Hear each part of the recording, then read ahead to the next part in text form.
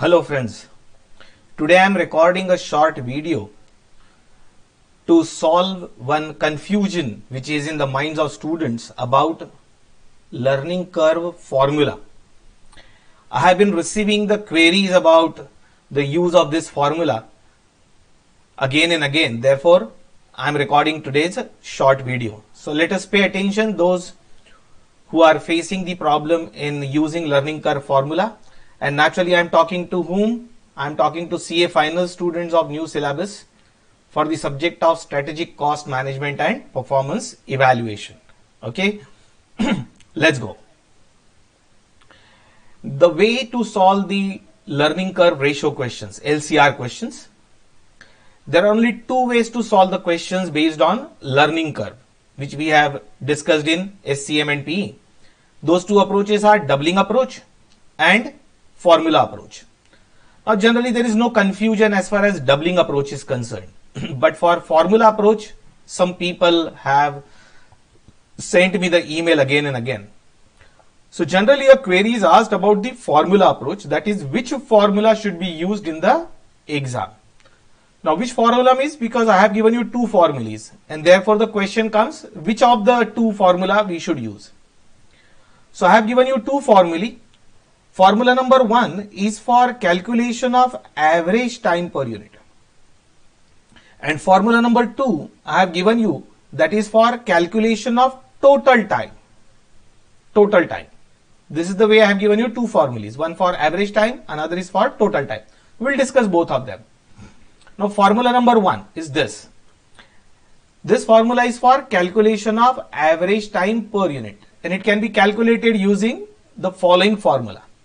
That is this formula, y is equal to k into x raised to s. Y is equal to k into x raised to s, where y is equal to, this value of y means average time per unit. Average time per unit for x number of units. K is the time taken by first unit. This is k. K is the time taken by first unit. X is your cumulative number of units. Means we try to calculate this average time y, average time for first x units. That is for first x cumulative number of units. Suppose the number of units given to you are 20. So you are trying to calculate average time per unit taken by first 20 units. Though it is time per unit, but it is time per unit taken by first 20 units, but average time per unit. And this S, this index, that x raised to S, S stands for learning coefficient, right? Sometimes you will find in the literature it is called as index. It is learning coefficient, and this learning coefficient can be calculated as log LCR divided by log 2. It is log LCR upon log 2. That is the formula. Average time per unit formula. Okay. Now this is the basic formula given in ICAI module. This is the base formula. And this is the only formula which is given in the ICAI module. Then from where we got the second formula? So let us go to formula number 2. Formula number 2 is for total time per unit. And that can be calculated using this formula. Now check this formula very carefully.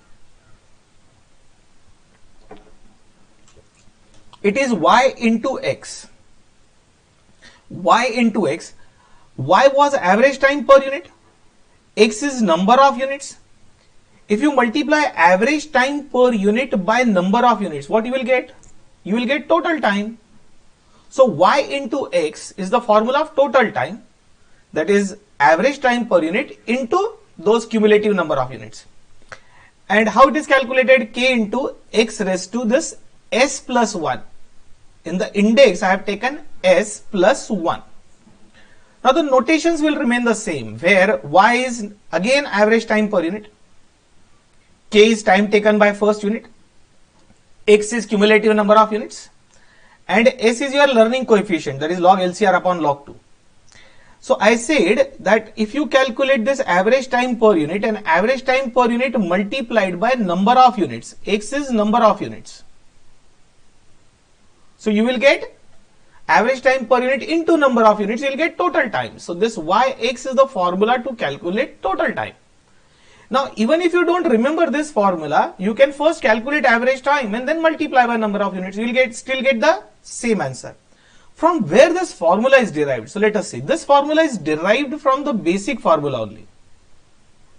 So it's a derived formula. This is not given in the institute's module, but this formula is derived from the first formula. Formula number 1, this formula is derived. Now how this formula is derived? Let us see.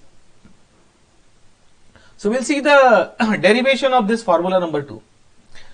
So let us first consider the basic formula, this one, which all of you are aware and which is given in the module also. Now in this formula, we'll do some modification. Let us multiply both the sides by number of units, that is x. We'll multiply both sides, left side and right side, by number of units x. So it will become like this. Left side y into x. Naturally average time per unit into number of units will become total time. Right side k into x raised to s. And again multiplied by x. Both the sides were multiplied by x, so it will remain same. Now mathematically this can be written as like this, that is y into x is equal to k into x raised to s plus 1. Now how it has come? If you remember the rule of mathematics, this only x and x raised to 1 is one and the same. Any number raised to 1 is the same number. So x raised to s multiplied by x raised to 1, just x raised to, x is x raised to 1 is equal to x raised to s plus 1 mathematically. It is like this. If 10 raised to 3 multiplied by 10 raised to 2, this is the rule of mathematics. 10 raised to 3 into 10 raised to 2 is as good as 10 raised to 3 plus 2. If this base is common, then you can take the total of that index, that is 3 plus 2. So 10 raised to 3 into 10 raised to 2 is equal to 10 raised to 3 plus 2, that is it will become 10 raised to 5. Using the same logic we have done this. Here this base x is common, so x raised to s into x raised to 1 is silent there, is equal to x raised to s plus 1. So that is how this formula has been derived, my dear friends. So this formula is nothing but the formula derived from this basic formula. How? Just by multiplying both sides by x and using this rule of mathematics. I hope it is clear. Now, hint from exam point of view, what to do in the exam. Nowadays, ICAI doesn't provide log tables. In our days, in the exam hall, we used to get that booklet of log tables. But now ICAI doesn't provide the log tables in the exam hall.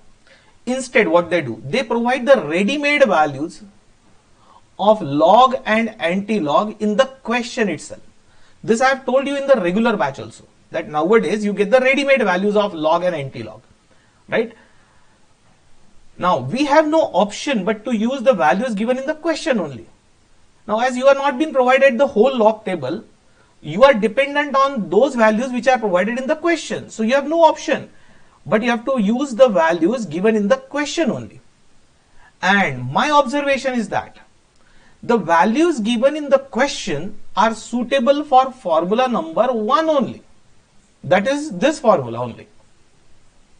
I repeat, the values given in the question of log and anti-log are suitable to use in this formula only, because Institute's module contains only one formula. So what option you have? You have to use only this formula. Hence, calculate average time per unit first using this formula. Right? You don't have an option. This is my observation I am saying, because module has given only single formula, that is basic formula.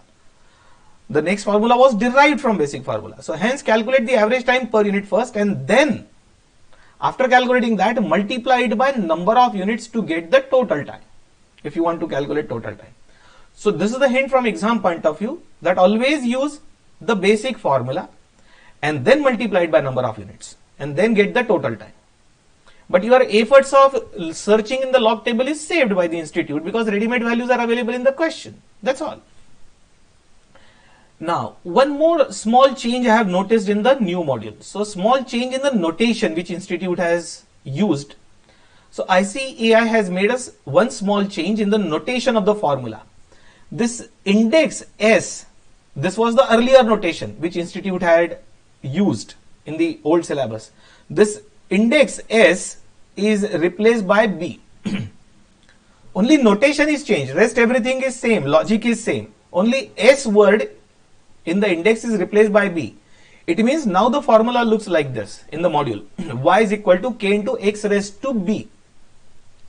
So this earlier this letter used was S, now the letter used is B.